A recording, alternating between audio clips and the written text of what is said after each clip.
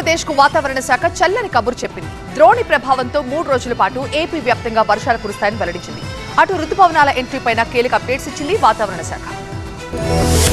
ఏపీలో కొద్ది రోజులుగా భిన్న వాతావరణ పరిస్థితులు కొనసాగుతున్నాయి. కొన్ని జిల్లాల్లో ఎండలు, మరికొన్ని జిల్లాల్లో వర్షాలు పడుతున్నాయి. ఈ క్రమంలోనే ఏపీ వాతావరణ శాఖ కీలక ప్రకటన చేసింది. ఏపీలో మరో 3 రోజుల పాటు వర్షాలు కురుస్తాయని తెలిపింది. ప్రస్తుతం సౌత్ కర్ణాటక నుంచి తూర్పు విదర్భ వరకు ద్రోణి కొనసాగుతుందన్నారు ఏపీ వాతావరణ శాఖ డైరెక్టర్ స్టెల్లా.